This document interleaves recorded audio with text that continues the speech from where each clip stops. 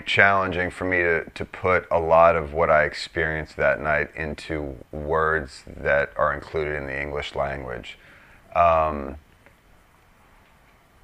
Emotionally, it was overly exciting and joyous and amazingly epic, but on the other side, I did have a huge sense of responsibility that this was going to come off as well as I had wanted it to, and make sure that it was worth all the effort that all the musicians and that we had put into it, and to make sure that we were representing Art in the best possible light and honoring him. Come that night, there were so many friends, family members, and just lovers of Art and the music that were there that it became overwhelming pretty quick, and you just, as a musician, you just click over into doing what you do mode, which was, you know, otherworldly.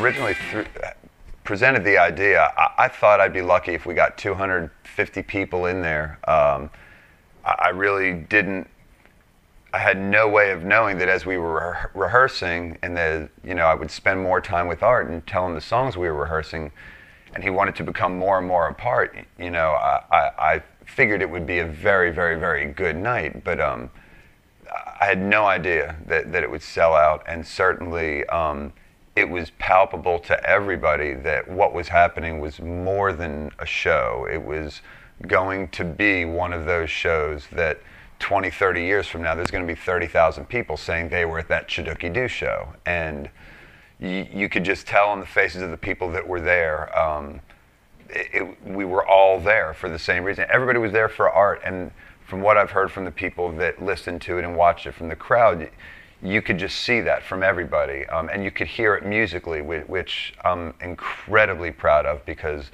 one thing that we worked very diligently on was making sure that if he forgot a note or anything, that we would be right there to pick him up.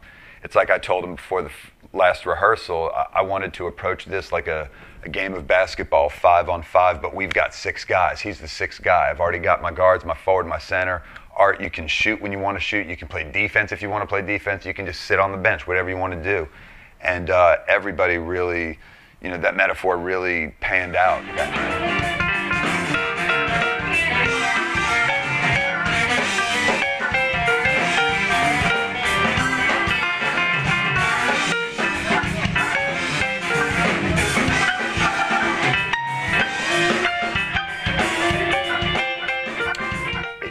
It was funny because we had a set list, we had all these little rehearsed parts of who was going to play what pieces, and sort of like a meter show, all that sort of just went out the window, and it all just happened. And Art was so into the moment and so enjoying it that he was just enjoying throwing it back and forth with Mark. And you know, for me to see Art enjoying the other piano arrangement or these horns arrangements on these songs that have never had horns on them was, you know, just amazing. You know, and then of course bringing when his daughter came out, when Amelia came out, that was huge on so many levels for Art. I know, you know, his son Ian is doing so well and just absolutely crushing it with Dumpster Funk, and Amelia is this amazing talent that the world has not yet heard. And by far the 2 most popular things I have heard, comments I've heard since that night, are people cannot believe how much and how great Art sang, played, and looked. And the second one was how gorgeous and amazing Amelia was. I mean, she she stole the show, and I look forward to the next 40 years of seeing what she decides to do. There were a lot of little familial moments like that. Amelia sharing the stage, her first real gig with her father, and then Dave Jordan on bass, his son, who's 17 Miles. It was his first time in Tipitinas, and me and Dave and all of us used to go to Tips back when we were his age. So for his son, Miles, to have his first time in Tipitinas, seeing his father on stage in a sold-out Tips with Art Neville, I mean, there were, that's what the city's about. That's what the music's about. It's about passing it down, the traditions down from generation to generation. And, Amelia and Miles and all the younger ones that were there are really, they're the ones that are going to carry the torch from us.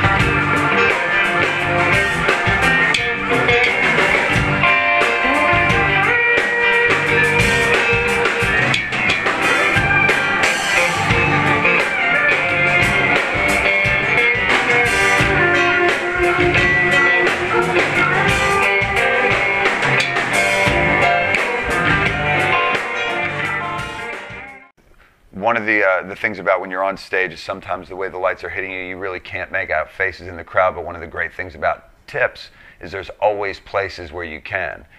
And so there were a couple spots in front. I mean, all of us on stage were recognizing everybody out there. It was as if we threw a house party at Tipitinas for Art. I can remember specifically, oh God, so many shows at Tips, going and working where they would play till 3:30, 4 in the morning, and you would leave there with such an energy and such a high, and knowing that you didn't just see a great music show. Maybe they played a cover that you hadn't heard them play before, maybe the way they sang it, they sung it differently, but you just got this feeling that you were at the epicenter of where you were supposed to be in the universe, and that was listening to the Nevilles or the Meters back at Tipitinas, anywhere between 77 and 89. It was just the greatest music club that ever existed during that period, anywhere in the history of recorded time. And his voice was just the voice of that time for all of us.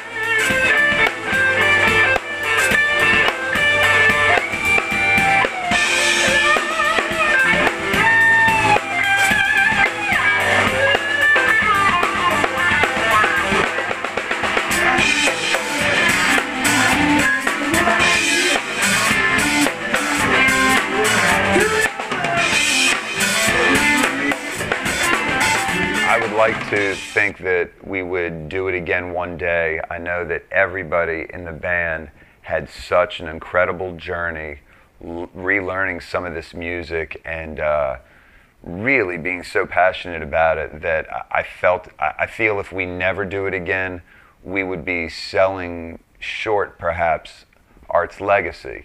Now that said, what happened at Tipitina's Saturday night will never happen again like that. If we do another one, if we do 3 more, 6 more, whether Art comes to him or whether he doesn't, nothing will ever be like that night. But moving forward, Cha Dooky Do is a band, and it's going to take me a little time to let the dust settle and figure out what to do with the band next.